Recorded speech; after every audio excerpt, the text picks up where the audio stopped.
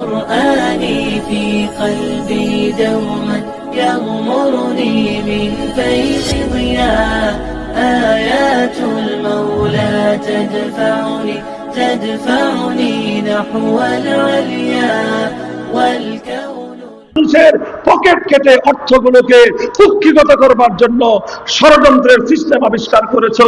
তোমাদের ধর্ম অনুযায়ী শুধুমাত্র সারা পৃথিবীর প্রয়োজন হবে না, তোমার রাষ্ট্র ইসরায়েলের বাজেট তুমি তোমার ধর্মগ্রন্থের রেফারেন্স অনুযায়ী পেশ করো, সক্ষম হবে না।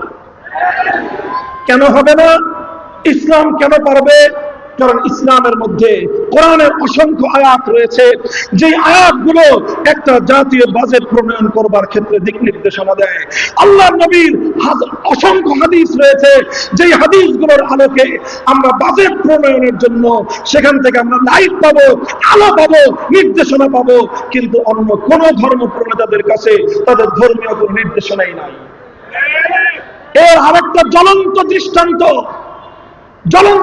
দৃষ্টান্ত আমি পেশ করি অর্থনীতির ক্ষেত্রে। আর সারা দুনিয়া ব্যাপী যে বিষয়টার গুরুত্ব এবং অপরিহার্যতা অস্বীকার করার কারো উপায় নাই, সেটা হলো সারা দুনিয়া সমস্ত মানুষের টাকা পয়সা অর্থ করি এটা পরস্পর লেনদেন হওয়ার ক্ষেত্রে যেই চ্যানেলটা দুনিয়ার প্রতিটা মানুষকে ব্যবহার করতে হয়, প্রত্যেকটা প্রতিষ্ঠানকে ব্যবহার করতে হয়, সেই চ্যানেলটার নাম হলো ব্যাংকিং চ্যানেল। একটা সিস্টেম, এটা হলো ব্যাংকিং ব্যবস্থা। কথা বলেন ঠিক না বেঠিক? ব্যাংকিং ব্যবস্থাকে উপেক্ষা করে কোন একটা প্রতিষ্ঠান, সেটা শুধু ব্যবসা প্রতিষ্ঠান নয়, হোক সেটা ব্যবসা প্রতিষ্ঠান, হোক সেটা সমাজ কল্যাণমূলক প্রতিষ্ঠান, হোক সেটা শিক্ষা প্রতিষ্ঠান, কোন একটা প্রতিষ্ঠান ব্যাংকিং চ্যানেল ব্যবহার না করে আজকের এই আধুনিক যুগে কার্যক্রম পরিচালনা করছে বলে আমার মনে হয় না। তাহলে ব্যাংকিং ব্যবস্থাটা আজকের একবিংশ শতাব্দীর মানুষের একটা অপরিহার্য অনুষঙ্গে পরিণত হয়েছে। কথা বলেন ঠিক না বেঠিক? তাহলে এত বড় গুরুত্বপূর্ণ একটা বিষয়, যে ব্যাংকিং সেক্টর ছাড়া দুনিয়ার 700 কোটি মানুষের অর্থ ব্যবস্থা পরিচালনা করা অসম্ভব। এখন তো সারা দুনিয়া নতুন যে ব্যবস্থার দিকে অগ্রসর হচ্ছে, নতুন যে অর্থনীতির কথা দুনিয়ার মানুষকে শোনানো হচ্ছে, সেটা হলো আগামীর সোসাইটি হবে ক্যাশলেস সোসাইটি। শুনেছেন শব্দটা আপনারা? ক্যাশলেস সোসাইটি, অর্থাৎ মানুষের কাছে কোনো টাকা থাকবে না, আপনার পকেটে কোনো টাকা থাকবে না, আপনাকে দোকান থেকে গিয়ে পণ্য কিনতে হবে, টাকা দিতে হবে, কিন্তু কোনো নোট আপনার হাতে থাকবে না। এই সব ট্রানজাকশন হবে অনলাইন ভিত্তিক। আপনি অনলাইন থেকে টাকা দিবেন, সে অনলাইন থেকে টাকা বুঝে পেয়ে আপনাকে পণ্য বুঝাই দিবে। আপনি বাংলাদেশে বসে কানাডায় একজন মানুষকে পেমেন্ট করবেন, কানাডা থেকে আপনার কাছে পণ্য চলে আসবে। ইউরোপ, অস্ট্রেলিয়ায় আপনি পেমেন্ট করে দিবেন, সেখান থেকে আপনার পণ্য চলে আসবে। এবং এটা ইদানিং এখনই চলছে।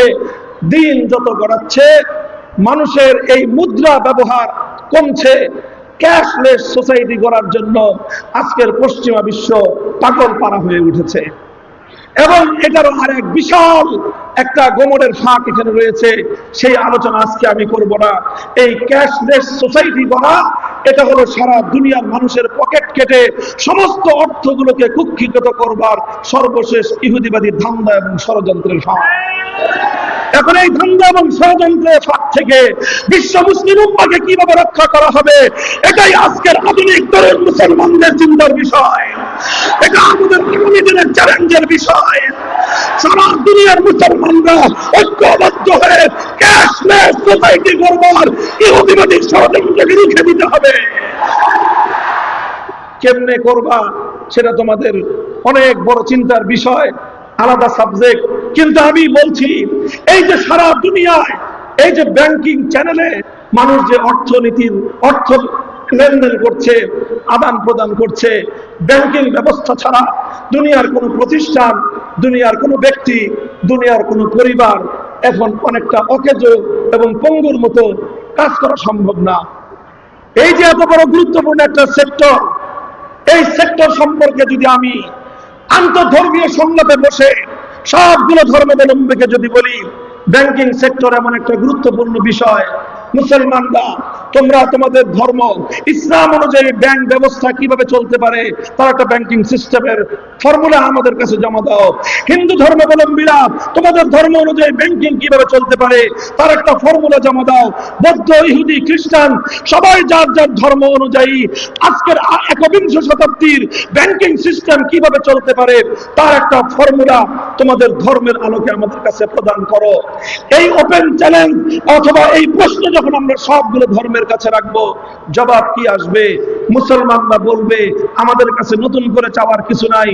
আজ থেকে প্রায় 60-70 বছর আগে সারা দুনিয়াবাসীর কাছে আমরা ইসলামী ব্যাংকিং এর একটা সিস্টেম, কোরআন সুন্নাহর আলোকে কিভাবে ব্যাংক ব্যবস্থা পরিচালিত হতে পারে সারা দুনিয়ার সামনে আমরা শুধুমাত্র তার থিওরি নয় বরং তার বাস্তব প্র্যাকটিক্যাল নজির দুনিয়াবাসীর সামনে আমরা দিয়ে রেখেছি। আজ বাংলাদেশের দিকে তাকায় দেখেন, শুধু বাংলাদেশেই সর্বশেষ তথ্য অনুযায়ী বাংলাদেশে শরিয়া ভিত্তিক ব্যাংক, ইসলামী ব্যাংকের সংখ্যা হলো 10টি। 10টা ইসলামী ব্যাংক পূর্ণাঙ্গভাবে ইসলামী শরিয়া অনুসরণের দাবি তারা করে। তারা দাবি করে যে তারা ইসলামী শরিয়া অনুযায়ী ব্যাংক চালায়। কতটুকু তারা চালায়, কতটুকু শরিয়া তারা ফলো করে করে না, সেটা তাদের ইমানদারির বিষয়। সেই বিষয় আমার এখানে আলোচ্য বিষয় নয়।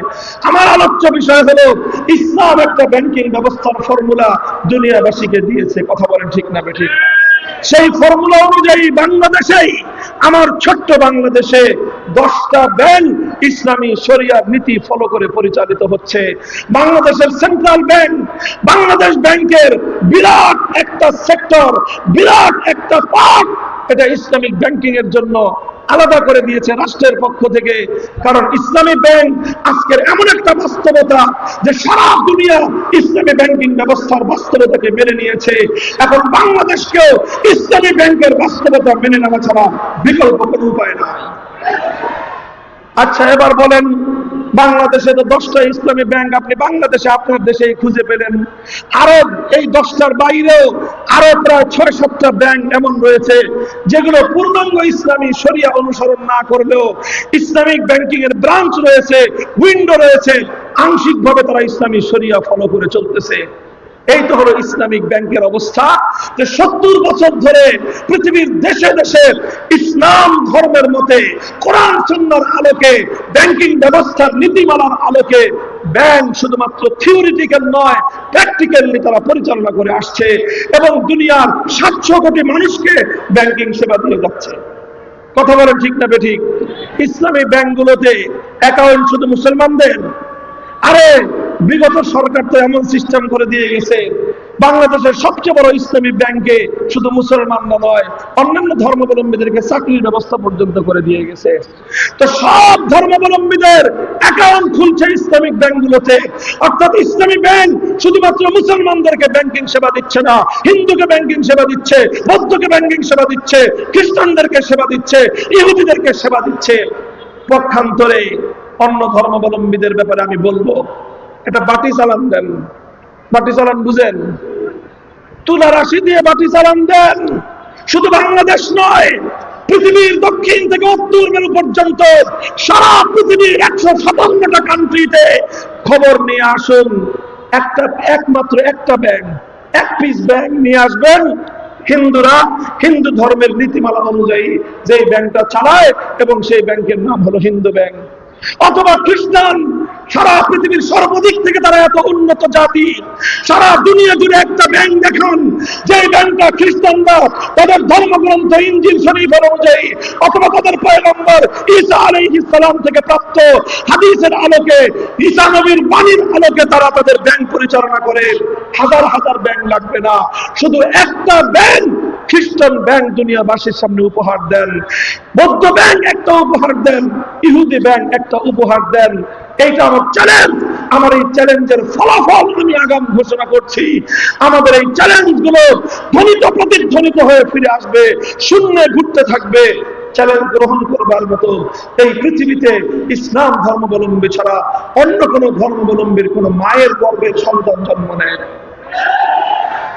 তাহলে এবার বুঝেন, অর্থনীতি যেটা একটা রাষ্ট্র ব্যবস্থার প্রধান স্তম্ভ, সেই অর্থ ব্যবস্থার ক্ষেত্রে কোন ধর্ম অনুযায়ী জাতীয় বাজেট দেওয়া যায় না, অন্য কোন ধর্ম অনুযায়ী ব্যাংকিং সেক্টর পরিচালনা করা যায় না।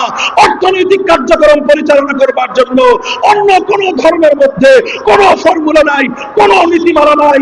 থাকলে আছে শুধুমাত্র ইসলামের কাছে, থাকলে শুধু ইসলাম প্রদান করতে পারে, শুধু মুসলমানের জন্য নয়, জাতি ধর্ম নির্বিশেষে দুনিয়ার 700 কোটি মানুষের অর্থনৈতিক নিরাপত্তা আজ কেবলমাত্র ইসলাম দিতে পারে। এটা গেল অর্থনৈতিক সেক্টর। সরাসরি রাজনৈতিক ক্ষেত্রকে নিয়ে আমি কথা বলি। রাজনীতির মধ্যে অত্যন্ত গুরুত্বপূর্ণ একটা চ্যালেঞ্জ হলো লিডারশিপ ইলেকশন। নেতৃত্ব নির্বাচন পদ্ধতি কি হবে, নেতৃত্ব নির্বাচন কিভাবে করা যাবে, একটা রাষ্ট্র তার নেতা কিভাবে নির্বাচন করবে, এটা একটা গুরুত্বপূর্ণ প্রশ্ন। কথা বলেন ঠিক না বেঠিক? খুবই গুরুত্বপূর্ণ প্রশ্ন। একটা রাষ্ট্র কিভাবে তার নেতা নির্বাচন করবে, এই প্রশ্নটা কতটা গুরুত্বপূর্ণ বাংলাদেশের মানুষের চেয়ে এটা তো হারে হারে আর কেউ টের পায় না। এই কিভাবে রাষ্ট্রের নেতা নির্বাচন হবে, এই প্রশ্ন নিয়ে আজ প্রায় 3 দশক ধরে বাংলাদেশ যুদ্ধ দেখছে, লড়াই দেখছে, জুলুম দেখছে, অত্যাচার দেখছে, রাষ্ট্রের সম্পদ ধ্বংস হতে দেখছে, এক পক্ষকে আরেক পক্ষের সঙ্গে যুদ্ধ হতে দেখছে। আজও পর্যন্ত বাংলাদেশ এই প্রশ্নের সমাধান করতে পারে না। মোহতারাম হাজিরিন, এত গুরুত্বপূর্ণ প্রশ্নের জবাব যদি জানতে চান, রাষ্ট্রের নেতা নির্বাচন করবার কি ফর্মুলা আছে? হিন্দু ধর্মের কাছে জিজ্ঞাসা করব, তোমাদের কাছে বলো তোমাদের গীতা কি ফর্মুলা দিয়েছে, তোমাদের ধর্ম প্রণেতারা রামরা তোমাদেরকে কি ফর্মুলা দিয়েছে, গৌতম বুদ্ধদেরকে কি ফর্মুলা দিয়েছে, খ্রিস্টানদেরকে কি ফর্মুলা দিয়েছে, ইহুদিদের কাছে কি ফর্মুলা আছে? কোন ফর্মুলা নাই। আমাদের কাছে জিজ্ঞাসা করো নবী মুহাম্মদ আরবি ইসলামের জন্য, বিশ্ববাসীর জন্য নেতা নির্বাচন করবার কি ফর্মুলা দিয়েছে? জবাব আমরা দেব। শুধু ফর্মুলা দেয় নাই, বরং এমন ফর্মুলা দিয়েছে ইসলাম প্রদত্ত নেতা নির্বাচনের, রাষ্ট্রপ্রধান নির্বাচন করবা যেই ফর্মুলা ইসলাম দিয়েছে, এর চেয়ে সুন্দর, এর চেয়ে নিরাপদ, এর চেয়ে উত্তম ফর্মুলা পৃথিবীতে আর কোনোদিন হতে পারে না। ইসলামের যে নেতৃত্ব নির্বাচনের ফর্মুলা রয়েছে, ওয়ার্ল্ড ওয়াইড বিশ্বব্যাপী সর্বশ্রেষ্ঠ নেতৃত্ব নির্বাচনের ফর্মুলা, ইসলামের ফর্মুলার নাম হলো আহলুল হাল্লি ওয়াল আকদের মাধ্যমে আগে ভোটার বাছাই হবে, আগে ভোটার বাছাই হবে। গড় পর্দার যে সে ভোটার হতে পারবে না, নির্দিষ্ট ক্রাইটেরিয়ার ভিত্তিতে ভোটার চয়েস হবে, ভোটার তালিকা হবে, ভোটার সিলেকশন হবে। তারপরে সেই সকল ভোটারদের ভোটের ভিত্তিতে একজন নেতা নির্বাচিত হবেন। নেতা নির্বাচিত হওয়ার পর তার বায়াত হবে, বায়াত হওয়ার পর তার পরিচয় হবে তিনি খলিফাতুল মুসলিমিন, তার উপাধি হবে তিনি আমিরুল মুমিনিন, তার নেতৃত্বের পরিধি হবে পৃথিবীর এক প্রান্ত থেকে আরেক প্রান্ত পর্যন্ত 700 কোটি মানুষ এক নেতার অধীনে পরিচালিত হবে। এটাই ইসলামের দেওয়া বিশ্বায়নের ব্যবস্থা, সারা পৃথিবীকে নেতৃত্ব দেওয়ার ব্যবস্থা।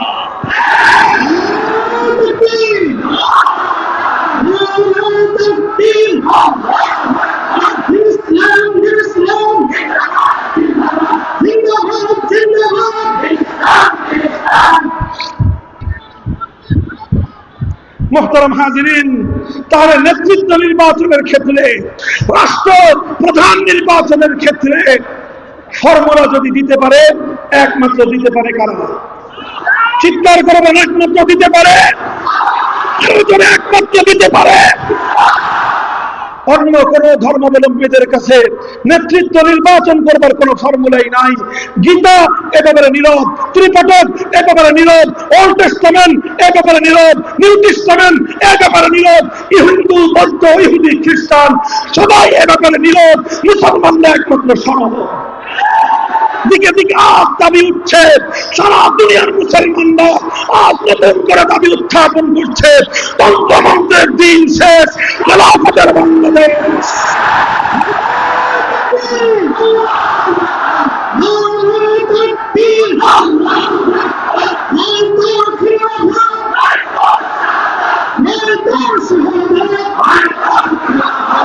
ইনশাআল্লাহ ইনশাআল্লাহ চিরাই পৃথিবী সেই দিন দেখবে ইমারতে ইসলামিয়া থেকে দামেস্কের শাম পর্যন্ত সারা দুনিয়াকে নেতৃত্ব দিবে খলিফাতুল মুসলিমিন। খলিফার নেতৃত্বে সারা দুনিয়ার মুসলমানরা ঐক্যবদ্ধ হয়ে 700 কোটি মানুষের জান মাল ইজ্জত ও নিরাপত্তা নিশ্চিত করবে। আমেরিকার ক্ষমতার পতন ঘটবে, রাশিয়া ধুলোয় মিশে যাবে, চায়না ভারতের নেতৃত্ব থাকবে না, নেতৃত্ব দেবে শুধু ইসলাম, নেতৃত্ব দেবে শুধু খলিফাতুল মুসলিমিন। এক খলিফার কথায় আবার সারা পৃথিবী উঠবে আর বসবে। ইনশাআল্লাহ আমরাই আমাদের জীবদ্দশায় সেদিন দেখে যাবো ইনশাআল্লাহ। প্রস্তুতি নাও, প্রস্তুতি নাও, কথা বলেন, প্রস্তুত আছেন তো? তবে শুধুমাত্র স্লোগান দিয়ে হবে না, শুধু স্লোগান দিয়ে হবে না। আল্লাহর জমিনে আল্লাহর খেলাফত কায়েম করবার জন্য তোমাদের প্রত্যেককে প্রস্তুতি নিতে হবে, ঘাম ঝরানো মেহনত করতে হবে, চোখের অশ্রু দিয়ে আল্লাহর সাহায্য চাইতে হবে। এরপর খেলাফত কায়েমের জন্য সমস্ত তাগুত আর জাহেলিয়াতের কবর রচনা করবার জন্য শহীদি ঈদগাহে জমায়েত হতে হবে।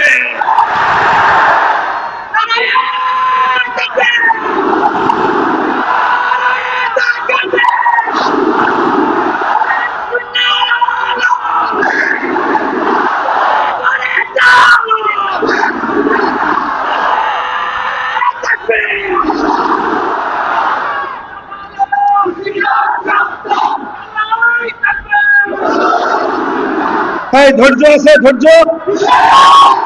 এবার সবচেয়ে ইন্টারেস্টিং স্যাম্পলটা, সবচেয়ে ইন্টারেস্টিং গুরুত্বপূর্ণ দৃষ্টান্তটা আমি আপনাদের সামনে উপস্থাপন করছি। লিসেন মি, আমাকে লক্ষ্য করে শুনুন কথা, প্রশ্নটা ভালো করে বুঝুন, উত্তরটা বোঝা সহজ হবে। আসওয়ালু নিসফুল, এই কথা বলো না ছাত্ররা, আসওয়ালু নিসফুল ইলম। প্রশ্ন ভালো করে বুঝলে অর্ধেক বুঝার কাম শেষ। প্রশ্ন বুঝবা না, খাতায় এখানে লিখতে থাকবা, সারাদিন লিখবা, দিন শেষে পাইবা ঘুরের দিন। বুঝো কথা? আসওয়ালু নিসফুল ইলম, প্রশ্ন বুঝবা, খুব ভালো করে বুঝবা। আজকের বর্তমান ছাত্রদের সবচেয়ে বড় সমস্যা হলো প্রশ্ন না বুঝেই উত্তর দেওয়া শুরু করে দেয়। এই জন্য প্রথম আমি প্রশ্নটা বোঝাচ্ছি, খেয়াল করে শোনো। আচ্ছা, যে কোনো রাষ্ট্র হোক, যে কোনো রাষ্ট্র গঠন করুক, যারাই গঠন করুক, যে কোনো ধর্মাবলম্বী গঠন করুক, যেই ধর্মাবলম্বীরা রাষ্ট্র গঠন করলো, সেই ধর্ম ছাড়া অন্য ধর্মাবলম্বীরা সে দেশে থাকবে কি থাকবে না? জোরে বলেন। মুসলমানরা যদি ইসলামী রাষ্ট্র গঠন করে, সেই দেশে হিন্দু, বৌদ্ধ, খ্রিস্টান, ইহুদি, শিখ, উপজাতি, অন্যান্য ধর্মাবলম্বীরা থাকবে কি থাকবে না? আরো যারা চিৎকার করে বলে থাকবে কি থাকবে না? একই প্রশ্ন, হিন্দুরা যদি হিন্দু রাষ্ট্র গঠন করে, সেখানে মুসলিম, বৌদ্ধ, ইহুদি, খ্রিস্টান, শিখ, অন্যান্য জাতি থাকবে কি থাকবে না? একই প্রশ্ন প্রত্যেকটা ধর্মের ব্যাপারে, বৌদ্ধদের ব্যাপারে, খ্রিস্টানদের ব্যাপারে, ইহুদিদের ব্যাপারে। যে যেই ধর্মের অনুযায়ী রাষ্ট্র গঠন করলো, সেই ধর্মাবলম্বী ছাড়া অন্যান্য ধর্ম অনুসারীরাও সেখানে থাকবে। আচ্ছা, যদি থাকে, তাহলে প্রশ্ন হলো, সেই ধর্মের আলোকে অন্যান্য ধর্মাবলম্বীদের কি কি অধিকার প্রাপ্য, তাদের অধিকার কিভাবে নিশ্চিত করা হবে সেটা বলো। প্রশ্নটা বুঝছো? বুঝা গেছে প্রশ্ন? আবার ক্লিয়ার করছি, যে কোনো ধর্মাবলম্বীরা নিজ ধর্মের আলোকে রাষ্ট্র গঠন করলো, সেই রাষ্ট্রে অন্য যত ধর্মাবলম্বীরা আছে, সেই সকল ধর্মাবলম্বীদের কি কি অধিকার প্রাপ্য, তাদের অধিকারগুলো কিভাবে সংরক্ষিত হবে, তাদের কি কি দায়িত্ব, সেই দায়িত্বগুলো কিভাবে নিরূপিত হবে, এটা হলো প্রশ্ন। এই প্রশ্ন আমরা ইসলামকেও করব, এই প্রশ্ন আমরা হিন্দু ধর্মকেও করব, এই প্রশ্ন আমরা বৌদ্ধ, খ্রিস্ট, ইহুদি ধর্ম সবগুলো ধর্মকে করব না, এই প্রশ্ন আমরা করলাম। কথা পরিষ্কার? এবার এই প্রশ্নের জবাব হিন্দু ধর্মাবলম্বীদের কাছে আমি প্রথমে জিজ্ঞাসা করি, হিন্দু ধর্মাবলম্বীরা বলো, তোমার হিন্দু রাষ্ট্রের মধ্যে একজন মুসলিম সে যদি 5 ওয়াক্ত আল্লাহু আকবারের আযান দিয়ে নামাজ পড়তে চায়, তোমার হিন্দু ধর্ম একজন মুসলিমকে 5 ওয়াক্ত আযান দিয়ে নামাজ পড়বার পারমিশন দিবে কি দিবে না? তোমার ধর্মগ্রন্থের রেফারেন্স দিয়ে জবাব দাও। তোমার রাষ্ট্রে, হিন্দু ধর্মের রাষ্ট্রে একজন মুসলমান আল্লাহ প্রদত্ত অধিকার অনুযায়ী গরু জবাহ করে গরুর গোশত ভক্ষণ করতে চায়, তোমার